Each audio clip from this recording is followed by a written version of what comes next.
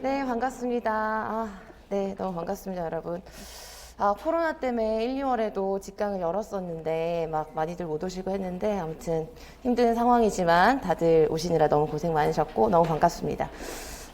이번 강의는 여러분들이 이제 알고 오셨겠지만 기출문제를 보는 강의입니다. 그래서 이제 이론 강의 같은 경우는 제가 이제 하나하나 설명해 드리고 뭐 하나하나 다 자세하게 짚어보고 이론을 보는 거에 초점을 둔 거고, 이 기출 강의 같은 경우는 문제에 집중을 할 거예요. 그래서 이제 구체적으로 어떤 식으로 기출 강의가 진행되는지 강의 계획이나 이런 건 보고 오셨겠지만 그래도 조금 더 제가 어떤 것에 초점을 두고 여러분들이 어떤 식으로 복습을 하시면 좋을지 그런 것들을 좀 말씀을 드리고 강의를 하려고 합니다.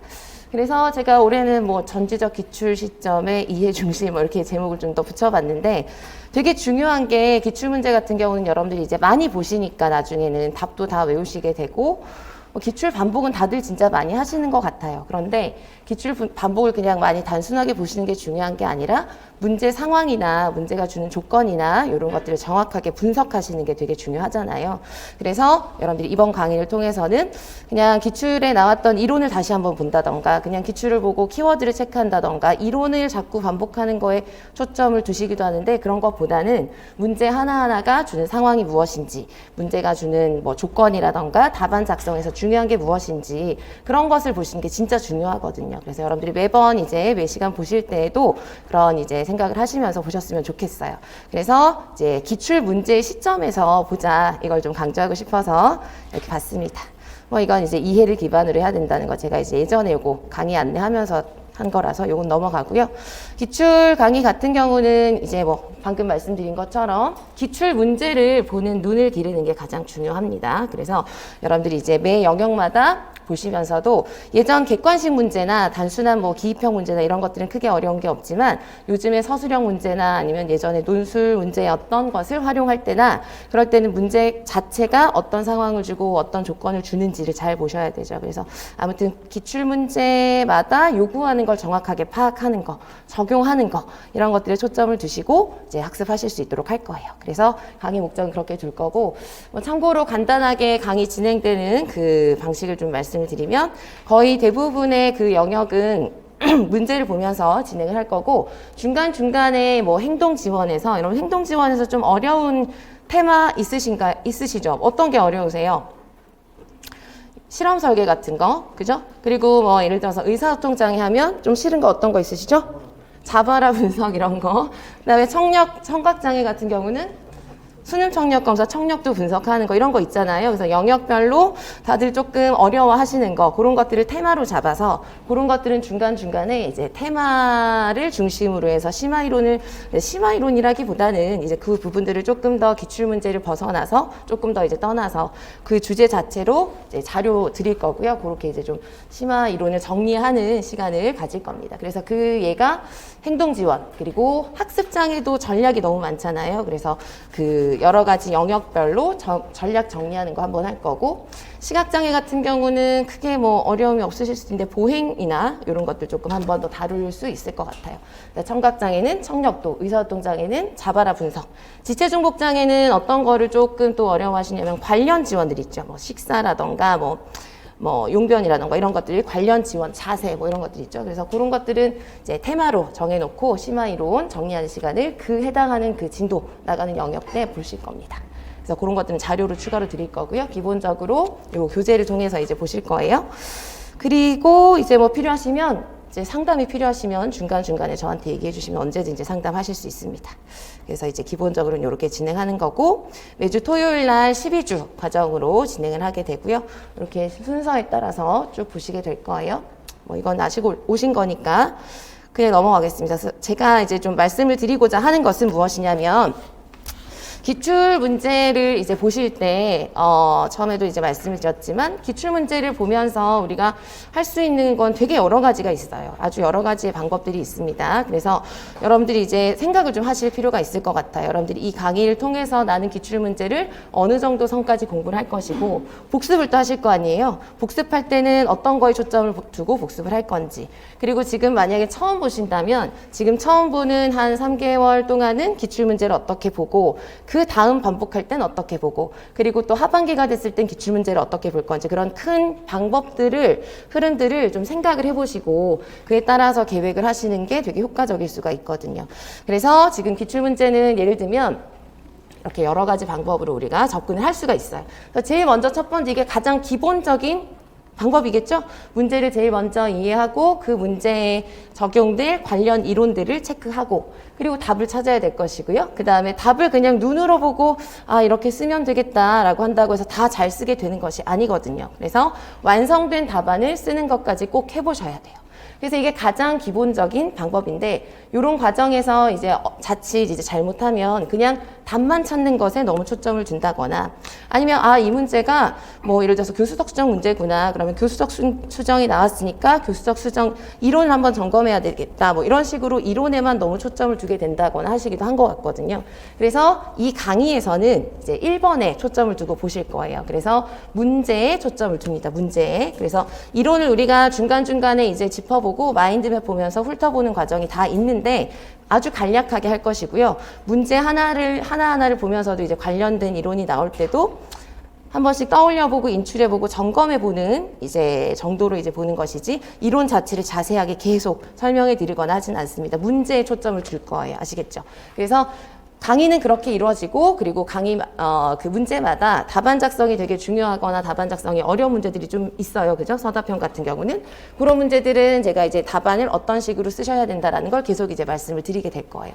그래서 1번에 해당하는 조 과정을 가지고 우리가 이제 계속 이제 강의를 진행하게 되니까, 여러분들이 나머지 보시면 이제 두 번째, 문제 유형에 따라 다양한 반복을 한다. 저건 이제 어떤 의도로 제가 써둔 것이냐면, 문제 유형이 여러분 기출문제 보시면 어떤 게 있나요, 여러분? 2009학년부터 2013학년도까지는 객관식 문제였거든요. 근데 객관식 문제도 다 보셔야 돼요. 거기 중요한 말들이나 내용들이 많기 때문에 객관식 문제도 보셔야 되고, 또 그 당시에 객관식일 때는 2차 문제로 어떤 형태가 주어졌냐면 논술형이 주어졌었거든요. 그래서 그 논술형도 활용하실 문제들이 되게 많아요. 활용하면 좋은 문제들이. 그리고 문제 유형, 최근에 문제 유형은 무슨 형인가요? 서답형이죠. 서답형은 다시 나누면은 기입형이 있고 서술형이 있어요. 그래서 그런 유형에 따라서 반복을 할 수 있는 방식이 되게 다양하게 있습니다. 예를 들어서 객관식 문제 같은 경우는 답 찾는 건 간단하게 찾을 수 있지만 다시 다양하게 반복할 때는 어떤 식으로 할 수 있을까요? 객관식 문제를 보면서도 쓰는 연습을 하실 수가 있어요. 그래서 객관식 문제에서 예를 들어서 틀린 거 고르고 하잖아요. 그럼 틀린 걸 어떤 식으로 지금 유형에 맞게 연습할 수 있을까요? 틀린 걸 고치는 연습, 틀린 거에 대한 이유 쓰는 연습, 이런 걸 다 하실 수도 있고, 그 다음에 객관식 문제 같은 경우는 중간중간에 되게 중요한 기출 문구들이 나오거든요. 그런 것들을 여러분들 이론서나 원래 공부하시던 자료에다가 다시 정리하시는 것도 하나의 방법이 되겠죠. 그래서 객관식은 그렇게 반복하실 수가 있고, 그 다음 논술형이 있다고 말씀을 드렸잖아요. 오늘도 이제 추가 자료를 나눠드렸는데, 논술형 같은 경우는 여러분들이 지금 논술을 써보실 필요는 없습니다. 그죠? 다만 그 논술형 문제는 되게 좋은 게 뭐냐면 문제 상황을 되게 다양하게 준 것들이 많아요. 지금의 어떤 뭐 형태에 좀 맞게. 그래서 학생 상황을 뭐 분석해보기도 좋고, 그 다음에 문제의 요구를 파악하기도 좋은 그런 연습할 수 있는 그런 문제들이 많이 있거든요. 그래서 논술형 문제 같은 경우는 논술을 꼭 써보지 않으시더라도 개요만 세워보신다던가 간단하게 되게 중요한 말, 이 문제에서 논술을 다 우리가 써보는 건 아니지만 이 답안에 꼭 필요한 이 문제가 요구하는 것에 대한 키워드를 포함한 개요를 세워보신다던가, 아니면 여러분들이 그냥 자체적으로 문제를 서술형이라 생각하고 논술형으로 쓰지 않고 서술형으로 바꿔서 써보신다던가 하는 식으로 반복을 하실 수가 있는 거죠. 그리고 서답형 같은 경우도 마찬가지예요. 서답형 같은 경우도 문제가 쓰라고 하는 건 예를 들어서 틀린 걸 골라서 예를 들어서 뭐 고쳐라 이런 식으로 문제가 나왔다면 그걸 반복하실 때는 이유를 써보는 방식으로 반복을 하실 수도 있고, 아무튼 다양하게 반복을 하실 수가 있어요. 그래서 여러분들이 앞으로 기출문제는 너무 중요하기 때문에 시험 치기 직전까지 계속 보셔야 되는 건 맞는데, 똑같은 방식으로 그냥 계속 그냥 눈으로만 본다고 공부가 되는 게 아니고, 그건 물론 눈에는 있고 뭔가를 다 아는 것 같지만 사실 효과적으로 다양한 방법으로 이제 공부를 하시는 거랑은 되게 질적으로 차이가 있는 것 같아요. 그래서 여러분들이 이 반복할 수 있는 여러 가지 방법을 이제 생각해 두시고, 나는 복습을 할 때 어떤 걸 할 것인가, 그리고 지금 기출 문제를 이제 보러 오셨으니까 3월부터 종강할 때까지 계속 기출을 중심으로 공부하실 거잖아요. 그 기간 동안 어떤 식으로 반복하고 어떻게 복습하고 어떻게 예습할 건지 그런 걸 좀 체계적으로 체크해 보셨으면 좋겠어요. 그래서 문제 유형에 따라 하는 것도 굉장히 효과적이고 좋은 방법이고, 그 다음 두 번째는 키워드를 학습한다. 요건 이제 기출 문제를 보면서 기출에 나왔던 이론을 점검을 하는 거죠. 그래서 기출 문제에서 예를 들어서 뭐 긍정적 행동 지원이 나왔다면 긍정적 행동 지원이랑 관련된 뭐 주요 요소, 그 다음에 절차 이런 걸 한번 쭉 인출해 보고 키워드를 학습해 보는 그런 것도 여러분들 스터디 하시면서도 많이 하시고 하시죠. 그래서 그거도 하나의 방법이 됩니다. 그런데 세 번째 방법 같은 경우는 기출 문제 자체를 학습하는 게 아니라 기출에 나온 이론을 그냥 점검하는 것이기 때문에 사실 문제 자체에 대해서 내가 막 적용력을 기른다거나 그런 거랑은 조금 이제 거리가 있는 것 같아요. 다만 문제가 제시하고 있고 관련되는 그런 이론을 점검하는 건 너무 중요하죠. 그걸 중심으로 또 나올 거니까. 그래서 세 번째 기출에 대한 키워드를 학습한다. 이론의 키워드를 학습하는 건 좀 간단하게 이론을 복습한다는 차원에서 하시는 게 좋을 것 같아요.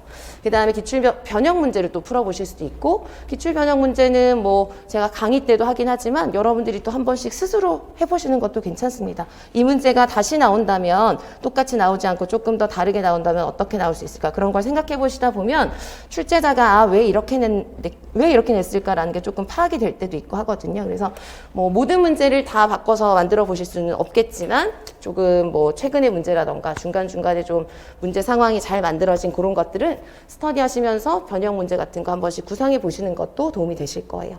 그 다음에 이거는 이제 키워드 인출하는 거 다시 한번 이제 인출에 초점을 두고 제가 써놓은 방법이고요. 그 다음에 여섯 번째는 지금은 우리가 영역별로 보잖아요. 그죠? 영역별로 보는데 나중에 또 반복을 하실 때 연도별로 보시는 것도 도움이 되실 수가 있어요. 근데 이거도 언젠가부터는 이제 꼭 다들 연도별로 보니까 나도 꼭 봐야 된다 막 이렇게 또 생각하시기도 하는데 그렇지 않습니다. 이 모든 방법은 여러분 다 똑같이 해야 되는 게 아니라 다들 개개인의 어떤 상황이나 개개인의 어떤 학습된 상태나 수준이나 이런 거에 따라서 다 스스로 판단을 하셔야 돼요. 그래서 연도별을 뭐 예를 들어서 시험 직전에 한번 돌려볼 수도 있지만 예를 들어서 영역별로 5월 말에 끝내고 바로 7월부터 연도별로 또 해볼 수도 있는 거고, 이건 개개인의 상황이나 공부 상태에 따라 다른 거예요. 그래서 이렇게 다양한 방법이 있다는 거 알아두시고 우리는 1번에 초점을 두고 보실 거라는 거. 그 다음에 나머지 방법들을 생각해 보시면서 앞으로 이제 계획을 하시면서 어떤 식으로 공부를 하고 어떤 식으로 복습을 할지 그리고 어떤 식으로 예습을 할지 이런 식으로 좀 잘 생각을 해보셨으면 좋겠어요. 뭐 매년 합격하시는 분들 얘기를 듣고 하는데 작년에도 좀 효과적으로 하셨던 분은 토요일 날 우리가 강의를 하잖아요. 그래서 기출을 토요일 날 와서 이제 보는 건 거의 최종적으로 다시 한번 훑어보는 방식으로 이제 강의를 활용하시고, 월요일부터 예를 들어서 우리가 다음 주에 평가랑 공학을 하거든요. 예를 들면 이제 다음 주 월요일, 화요일은 평가 공학 문제를 스스로 풀어보시고, 그 다음에 그 내용을 가지고 또 스터디를 구하셨더라고요. 그래서 뭐 수요일은 그 내용을 다 같이 이제 스터디하면서 점검해보고, 그 다음에 또 목요일은 뭐 답을 써보고 뭐 이런 식으로 해서 이 진도에 맞춰서 그 일주일을 조금씩 시간 분배를 하셔가지고 평가랑 공학에 대해서 그 해당하는 진도에 대해서 일주일 동안 한 3-4번 반복이 되게 그렇게 계획을 하셨더라고요.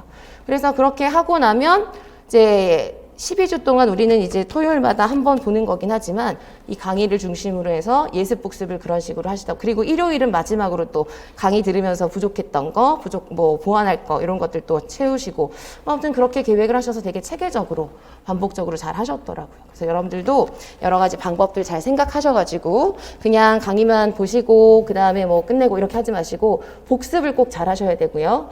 잘 활용하셔야 그만큼 이제 좋은 결과로 이제 남을 수가 있으니까 그런 점들을 좀 보셨으면 좋겠어요. 그래서 우리가 이제 어떤 식으로 볼지, 어디에 초점을 둘지를 조금 말씀을 드렸습니다.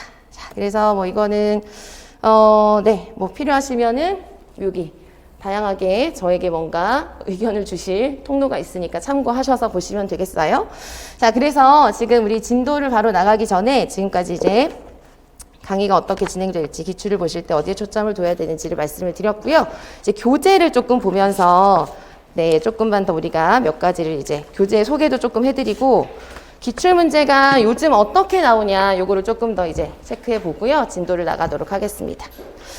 기출교재가 이제 어제, 그제 이제 새로 나왔어요. 그래서 작년 교재가 있으신 분들도 있으실 텐데, 작년에 사용했던 교재에 2021학년도 문제를 이제 추가한 건데, 그냥 그대로 추가만 한 게 아니라 작년에 이제 하다 보니까 문항 배치가 조금 마음에 안 들더라고요. 그래서 영역별로 문항 순서를 좀 많이 바꿨어요. 그래서 작년에 보시던 교재를 지금 강의 때, 그 교재는 그냥 공부 혼자서 하실 때 쓰시는 건 아무 문제 없지만 강의 때 이제 하시기에는 조금 불편하실 수가 있습니다. 그래서 교재는 아무튼 이 기출 맥북을 가지고 이제 보실 거고요. 문제편이랑 해설편으로 구분이 되어 있고, 문제편이 조금 두껍죠. 점점 두꺼워질 것 같아요. 기출이 이제 추가가 되는 거니까. 그 다음에 이제 해설집은 제가 이거도 이제 처음에 책을 구성할 때 다들 이제 뭐 책을 만들 때는 뭔가 뭐 의도가 있고 목적이 있잖아요. 그래서 이제 봐야 되는 모든 해설이나 관련 이론을 다 실을 수도 있었죠. 뭐 정리해 놓은 게 다 있으니까. 그러면 이제 분량이 많아지고 한 번에 보실 수 있는 장점이 있지만 너무 두꺼워지고 가격도 올라가게 되고, 그리고 이미 관련되는 이론들은 각자 다들 보시는 이론서들이 있으실 거 아니에요. 그죠? 그래서 그렇게 중복적으로 할 필요는 없다는 생각에 저는 이제 기출문제 해설집은 이제 단이 이제 나뉘어져 있잖아요. 그래서 예시 답안이 있고, 그 다음에 꼭 봐야 되는 그 문제에 해당하는 관련 이론을 실어놨어요. 그런데 그 주변의 것까지 다 실어주진 않았습니다. 그래서 사실 이 문제마다의 중요한 이론들은 사실 해설집에서 다 확인하실 수 있어요. 그런데 조금 더 그 주변의 내용이나 조금 더 관련된 내용들을 보시려면 이제 개별적으로 이론서 참고하시면 되고, 맥교재를 활용하시는 분들 그냥 좀 편하게 보시라고 맥교재에 있는 페이지를 다 적어놨습니다. 그래서 교재가 있으신 분들은 관련 이론을 그냥 원래 설명들을 그대로 보고 싶으시다. 그러면은 교재 활용하시면 되겠고, 그 다음 이제 교재마다, 그 문제마다 객관식은 답이 딱 정해져 있잖아요. 그래서 이제 답을 적어 드린 거고, 나머지 서답형이나 기입형은 전부 다 예시 답안이라고 해놨습니다. 그래서 여러분들이 앞으로도 제가 중간중간에 말씀드리겠지만 서답형에 해당하는 답은 제가 쓴 예시 답안인 거예요. 그러니까 여러분들이 너무 그 예시 답안대로만 써야 된다고 생각하실 필요 없어요.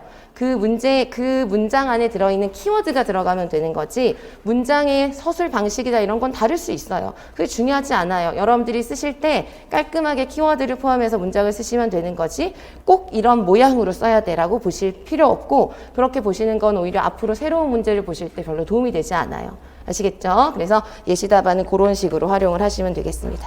그래서 해설은 그 정도로 이제 제시되어 있다는 거 보시면 되겠고요. 문제편 보세요, 여러분.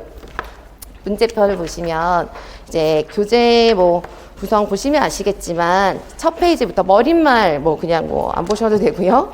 그 다음에 교재 특징 이것도 이제 간단하게 써드렸습니다. 그래서 잘 활용하시라고, 여기 있는 거 잘 활용하시면서 보시고, 중간중간에 문제가, 최근 문제들은 조금 의문이 생길 것 같은 거 제가 봤을 때, 또는 평소에 많은 분들이 좀 질문을 많이 하는 거, 이런 것들은 제가 어드바이스라고 해서 조금 또 제 의견을 써놓은 것도 있어요.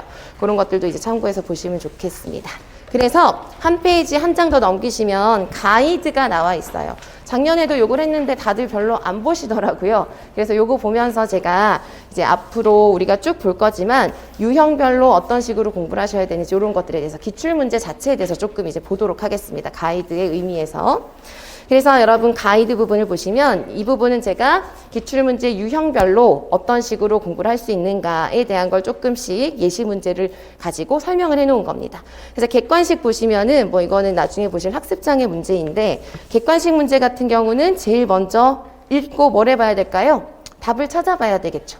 답을 찾아서 뭐가 맞고 뭐가 틀리고 이런 걸 판단하실 수 있어야 되는 거고, 그리고 나서 해야 되는 건 이 문제에 적용된 이론이 무엇인가, 이 문제가 뭘 가지고 문제를 만든 건가, 이런 걸 이제 체크를 하셔야 되겠습니다. 그래서 이 문제 같은 경우는 이제 쓰기에 대한 어떤 오류를 발견하는 거, 그 다음에 글쓰기 과정에 대한 그런 전략, 이런 것들을 가지고 이제 문제를 낸 거죠. 그래서 아까도 말씀드렸지만 지금 보기에 보시면은 틀린 게 있고 맞는 게 있습니다. 그죠? 그러면 틀린 걸 가지고 그냥 이제 답만 찾고 객관식을 그냥 넘어가시면 좀 아까워요. 이 문제를 가지고 활용할 수 있는 게 많은데. 그래서 틀린 걸 가지고 여러분 뭐 해보시면 될까요? 복습하실 때 써보시는 거예요. 맞는 것으로 고쳐본다던가, 아니면 이게 틀린 이유를 서술해 보신다던가. 아시겠죠? 그런 걸 하시다 보면 너무 지치실 수도 있고요. 되게 오래 걸리거든요. 그래도 꼭 해보세요. 그런 걸 하나하나 해보시는 게 중요하고요. 그리고 제가 보니까 여러분들 다들, 저도 그렇지만 평소에 우리가 막 편지 같은 거 쓰지 않으시잖아요. 그죠? 글을 이렇게 내가 펜을 잡고 글을 쓰는 것 자체가 익숙하지가 않아요, 다들. 근데 그게 자연스럽게 내가 뭐를 쓰는 게 익숙해져야 답안도 잘 쓰실 수 있는 것 같거든요. 그래서 그게 어렵든 쉽든 뭐 잘 되든 안 되든 뭔가를 계속 이제 써보세요. 써보면서 문장을 고쳐보고 깔끔하게 써보고 이런 것들이 누적이 되는 게 되게 무서워요. 그래서 그렇게 조금씩이라도 일주일에 한두 문제라도 해보시면 정말 엄청난 도움이 되실 거예요. 그래서 객관식은 아무튼 그런 식으로 활용해 보시면 좋겠고, 그 다음에 이제 보기에서 맞는 항목들이 있잖아요. 그죠? 맞는 항목들을 딱 봤는데 예를 들어서 쓰기 과정 접근에 대해서 맞는 설명이 나와 있는데 내가 보는 이론서랑 내용은 비슷하지만 뭐 표현이 좀 다르다던가 되게 설명이 잘 되어 있다던가 그러면 그 문구를 여러분들이 정리하시는 자료에다가 옮겨 적으신다던가 그렇게 많이 하시죠? 그렇게 좀 보시면 좋겠어요. 그래서 객관식은 그런 식으로 이제 모양이 되어 있는 거고, 오른쪽에 기입형 있죠? 기입형은 여러분 기입형은 문제가 딱 보면 사실 어려워 보이지 않죠? 좀 간단해 보이고 쉬울 것 같고 하잖아요. 그런데 제가 또 보니까 되게 실수를 많이 하시는 문제 유형이기도 한 것 같고요. 그리고 기입형 같은 경우는 서술형은 개개인마다 문장을 조금씩 다르게 써도 키워드가 들어가면 채점이 되고 하지만 기입형은 정확하게 써야 돼요. 그 용어를 실수해서 다른 것으로 쓰면 완전히 그냥 이 점이 그냥 다 깎이는 거거든요. 그래서 기입형 같은 경우는 여러분들이 기출문제 보실 때에도 이 문제에 해당하는 이론에 대한 이론의 키워드를 내가 정확하게 알고 있는가 를 점검하시면서 보셔야 돼요. 기입형 문제를 보실 때는. 그래서 아무튼 기입형은 공부하는 방법이 핵심 용어, 키워드를 정확하게 알고 그 용어를 정확하게 기억하는 거예요. 아무튼 그런 게 이제 중요하다는 거 체크해 보시면 좋겠고, 넘겨보세요. 넘겨보시면 이제 서술형 문항입니다. 혹시 이제 필요하시면 나중에 좀 읽어보시고 하십시오. 옆에다가 전략 제가 정리해 놓은 거. 서술형 같은 경우는 여러분 이제 뭐 아무래도 뭐 유초도 이제 서술형 문항이 있지만 중등이 아예 서술형 문항의 조건을 구체적으로 주고 하잖아요. 그래서 그걸 좀 보시는 게 좋을 것 같아서 봤습니다. 서술형은 이제 서술형에 대해서 이제 우리가 공부를 할 때도 제가 가장 많은 설명을 해드리고 할 것 같아요. 문제가 워낙 볼 게 많고 하다 보니까. 서술형 같은 경우는 단순하게 이 문제가 자폐가 나왔구나, PRT가 나왔구나, PRT는 이런 게 있지 라고 보고 넘어가시면 안 돼요. 서술형은 특히나. 서술형은 똑같이 PRT 문제가 나와도 문제가 쓰라고 하는 게 되게 다양하고 분명히 문제가 요구하는 게 있거든요. 그래서 그걸 정확하게 파악하셔야 돼요. 많은 분들이 이제 PRT, 예를 들어서 이론은 굉장히 반복을 많이 하니까 머릿속에 이론이 다 있어요. 그래서 나는 시험을 보고 나서 이렇게 썼다, 잘 썼다라고 생각을 하고 나오시는데 점수가 나오지 않는 거죠. 그런 많은 분들의 이제 특징을 보면은 이제 이론은 다 알고 있지만 이 문제가 무엇을 쓰라고 하는지를 놓치시는 거예요. 그런 경우가 생각보다 되게 많더라고요. 그래서 특히 그런 게 이제 서술형에서 그런 일들이 많이 일어나거든요. 그래서 문제를 보실 때는 제가 그래서 일부러 밑줄을 해놨지만 예를 들어서 첫 번째 예시 문제를 보시면 문제가 뭔지 구체적으로 지금 보실 필요는 없고, 첫 번째 문제를 보시면 소문항 1번에 뭐라고 되어 있나요? 가에 제시된 민화의 특성을 고려할 때 이렇게 되어 있죠. 그러면 당연히 이 답을 쓸 때는 무슨 특성을 고려해야 될까요? 학생 특성을 고려하고 필요하다면 답안에 학생 특성을 써주셔야 돼요. 그래서 얘는 이런 특성이니까 이렇게 해야 돼 라고 답안을 쓰실 때 문제에 맞게 쓰셔야 되는 거예요. 그러니까 서답형 문제는 이런 식으로 보시는 게 되게 중요하고, 그렇게 하면서 여러분들이 계속 생각을 하셔야 돼요. 내가 이런 걸 쓸 때 뭘 잘 못하고 뭘 잘하는지, 나는 무엇을 보완해야 되는지 이런 것들을 계속 생각하시고 정리하시고 연습하셔야 돼요. 아시겠죠? 그 다음에 또 아래 보세요. 현우의 특성을 고려할 때. 그죠? 그 다음에 3번도 보세요. 디귿을 착용시킨 이유를 써라. 제가 문제는 일부러 이제 생략했어요. 그게 중요하지 않으니까 여기에서. 착용시킨 이유를 쓰라고 했는데 뭔가를 착용하는 이유. 이게 아마 뭘까요? 뭐 보청기라던가 무엇이라던가 착용시킨 이유는 이론적으로 뭔가 있겠죠. 근데 이런 문제도 이론서에 나와 있는 걸 그대로 쓰는 문제가 아니에요. 여기도 나와 있지만 착용시킨 이유를 뭐랑 관련지어서 쓰라고 했나요? 은지의 특성에 비추어서 쓰라고 했기 때문에 은지가 왜 이걸 착용해야 되는지를 쓰는 문제지, 이론서에 나와 있는 착용 이유 중에서 뭔가를 그대로 쓴다 이런 식의 문제가 아닌 거죠. 그래서 여러분들이 문제를 보실 때 어떻게 봐야 되는지, 답을 쓸 때 뭘 고려해야 되는지를 서술형 문제를 보시면서 연습을 많이 하셔야 됩니다. 그런 걸 항상 놓치지 않으시도록 하시고, 그 다음에 그 아래 예시문항 같은 경우도 중등 이제 서술형 문제가 되겠죠. 작성 방법을 보시면 이 중등 문제에선 또 많이 나오는 게 어떤 이론을 주고 비교해서 써라. 이런 것들이 또 종종 나오기도 합니다. 여러분들은 모든 내용을 다 비교해서 이론 정리를 하진 않거든요. 예를 들어서 뭐 빈도기록법이랑 뭐 어떤 기록법이랑 비교해서 이럴 것이다. 일일이 다 비교해서 공부하진 않거든요. 그래도 내가 기본적으로 이론을 이해하고 있으면 문제가 무언가를 요구했을 때 그 각각의 이론의 핵심을 생각하셔서 비교해서 쓰실 수 있어야 되는 거죠. 그런 게 이제 적용력이 되는 것 같아요. 그래서 아무튼 여기 나와 있는 것도 이제 보시면 뭐 첫 번째는 이론적인 것을 그대로 쓰실 수 있는 거고, 그 다음에 두 번째 이런 것들을 이제 잘 보셔야 돼요. 디귿과 리을을 할 때 동기 반응을 향상시키기 위한 방법을 써라.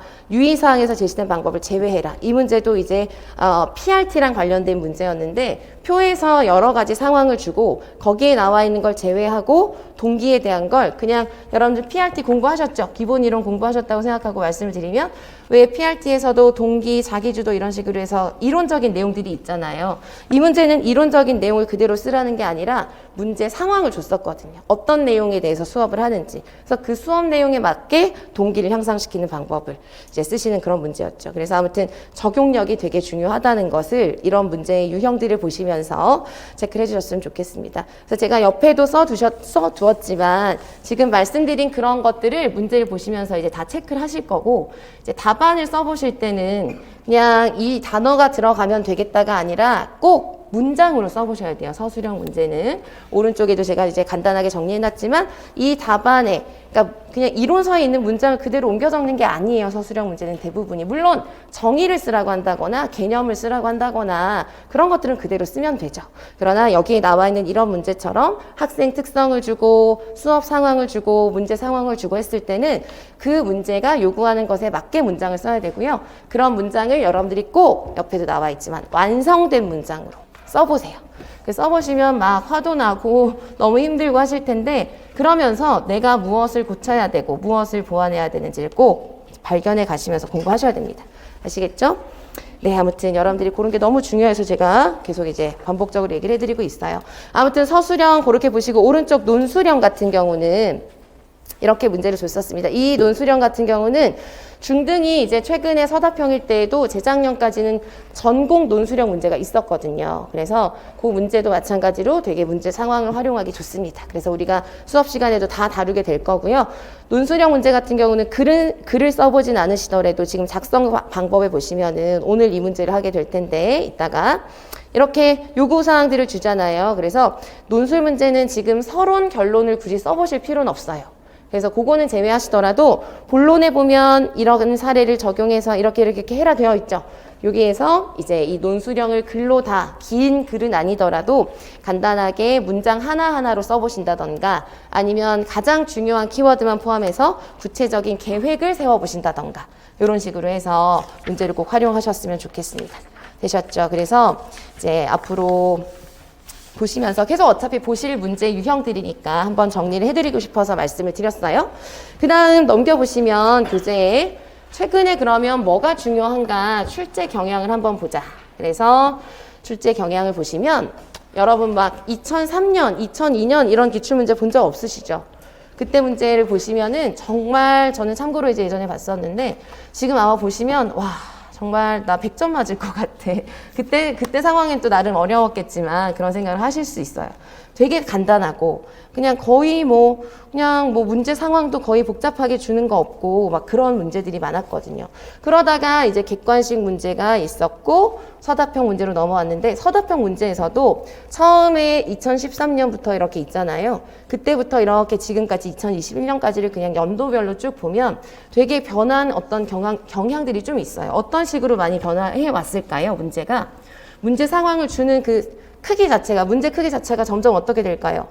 되게 커진 문제들이 많아요. 그만큼 문제 상황 안에서 학생 특성도 다양하게 주고 수업 상황도 아예 막 다양하게 주고 그런 상황에 내가 적용을 해야 되는 문제가 훨씬 많아지고 있어요. 아시겠죠? 그래서 단순하게 이론을 암기해서 단편적으로 외워서 쓸 수 있는 문제는 점점 줄어들고 그건 당연한 그냥 흐름인 것 같아요. 단순 암기가 중요한 게 아니라 우리가 이해하고 적용하고 그거에 맞게 답을 쓰는 게 중요한 거잖아요. 그래서 최신 경향을 보시면 이해를 잘 하셔야 된다는 겁니다. 이해를. 그리고 이해는 또 하나 이제 말씀을 꼭 드리고 싶은 건 기출문제를 그냥 아무런 베이스 없이 보고 이해할 수 있어 이렇게 생각할 수 없잖아요. 기출문제를 잘 보려면 무엇부터 잘 이해하고 있어야 될까요? 당연히 이론을, 기본적인 이론을 잘 이해하고 계셔야 돼요. 그리고 이제 그래서 지금 이제 저도 이제 어제 종강을 했거든요. 기본 이론반을 어제 종강했는데 이제 지금부터 벌써 그러실 수도 있어요. 지금 우리가 이론 공부를 했는데 당장 막 생각이 많이 나지 않으니까 빨리 외우고 싶다, 빨리 외워야 되겠다 이런 생각을 하실 수 있어요. 그러나 그게 중요한 게 아니에요. 지금은 하나도 이해되지 않고 외운 거는 나중에 적용을 할 수가 없게 되거든요. 그래서 지금 여러분들이 기출 강의 보시면서도 계속 이론을 결국 접하게 되잖아요. 문제마다 볼 때 문제마다 나오는 이론을 내가 기억해내지 못한다고 불안해하실 필요는 전혀 없어요. 지금은 정말 이거 믿으셔도 돼요. 다들 이제 불안해하시고 하는데 상반기에 우리가 기출문제 보면서 기출문제 봤는데 나 분명히 이거 봤는데 생각이 안 나. 아무 문제 없어요. 그건 나중에 보시게 될 거예요. 더 중요한 건 뭐냐면 예를 들어서 문제를 봤을 때 이 문제에는 이 이론을 적용해야 되겠다라는 판단이 되는지 안 되는지를 보셔야 돼요. 내가 판단을 맞게 했는지 잘못된 방향으로 판단을 했는지 그걸 보셔야지 지금 뭔가 생각이 안 나. 단어가 생각이 안 나. 이거는 중요하지 않아요. 괜찮아요. 그건 나중에 반복하시다 보면 다 외워지게 되실 거고 7월이나 8월 이후에 본격적으로 암기하시면 다 되거든요. 그러니까 그 전에는 여러분들이 문제 보실 때에도 내가 이 문제를 파악을 잘하고 있는지 그 파악을 정확하게 하려면 이론을 이해하고 있어야 되거든요. 내가 이론을 그냥 외우려고 한 것이라던가 그냥 단편적으로 인출만 하려고 한 건 아닌지 그걸 계속 점검하시고 지금 기출문제를 보시면서도 복습하실 때는 내가 좀 이해가 부족했던 이런 걸 점검해 보시는 것도 아주 중요합니다. 아시겠죠? 그래야 적용력이 생겨요. 적용력이. 그래서 첫 번째는 아무튼 이해를 기반으로 해서 적용력이 필요한 문제들이 많이 이제 조금씩 더 증가되고 있다는 거고요. 두 번째는 이것도 오늘 이미 여러 번 말씀을 드렸지만 문제 상황이나 요건을 정확하게 반영해서 답안을 잘 쓰셔야 된다는 겁니다. 답안을. 결국은 여러분들이 채점을 받아야 되잖아요. 다른 사람이 읽고. 그러니까 내가 마음속으로 아는 걸 난 아는데 아무 의미가 없는 거예요. 다른 사람이 쉽게 잘 알아볼 수 있게 깔끔하게 답안을 쓰는 능력이 굉장히 이제 더 강조가 되는 거고요. 또 하나는 세 번째도 되게 중요한 겁니다. 이건 뭐 최신의 경향이라기보다 늘 그런 건데 기출문제 보면서 우리가 보는 이론들 있잖아요. 그 이론만 여러분 정말 잘 숙지하시면 시험 잘 보실 수 있어요. 막 새로운 이론 아니면은 뭐 더 어려운 거 이런 거 막 다들 막 열심히 하는 거 보면은 막 되게 대단해 보이고 하잖아요. 근데 사실 그건 그렇게 중요하지 않고요. 새로운 이론이라던가 지역적인 부분에서 꼭 한두 문제가 나와요. 근데 그게 변별력이 있는 문제가 아니에요. 그거는 다들 모르고 다들 많이 틀리는 거기 때문에 오히려 그런 건 변별력이 없어요. 그런 거보다 기본적으로 기출이 그동안 나왔던 거 기본적으로 계속 반복되는 거에서 틀리면 그게 더 치명적인 거거든요. 그래서 여러분 항상 보실 때 앞으로 이론 공부를 하시고 반복을 하실 때도 기출에 나왔던 걸 중심으로 하시면 제가 여기도 80% 90% 이렇게 해놨지만 사실 생각은 그렇지 않아요. 90% 이상이라고 생각을 해요. 그래서 기출에 나왔던 것만 여러분들이 정말 잘 이론 공부를 하시면 결국 반복이 됩니다. 여러분 기출문제 보시면서 확인을 하시게 될 거예요. 그래서 기출은 한 10년치를 다 보시면 그 안에서 계속 반복이 된다는 걸 확인하실 수 있고 앞으로도 그럴 거예요. 그래서 기출은 돌고 돌고 반복된다라는 걸 항상 생각을 하시고요. 그 다음 네 번째는 이제 유초중이 지금 다 계시거든요. 그래서 수업 시간에는 우리가 공통적으로 봐야 되는 것을 볼 겁니다. 그런데 유초중이 조금 이제 사실 특수교육학은 다 공통으로 보시는 건데 약간 공부하셔야 되는 부분들이 조금 다른 부분들이 있죠. 그래서 여러분들이 그거도 이제 참고하셔서 잘 봐두셨으면 좋겠어요. 그래서 간단하게 이제 구분해 드렸고, 유초중이 조금 이제 점점 올수록 이제 유아에서 강조하는 거, 반복되는 거, 초등에서는 또 교육과정이 또 자꾸만 이제 중요하고요. 그런 경향이 조금 있어요. 그래서 그런 것들도 이제 각자의 전공에 맞게 생각을 해보시면 좋겠고, 마지막으로 어떤 문제, 언제 나오는 어떤 문제든 기본이 가장 중요하다는 거.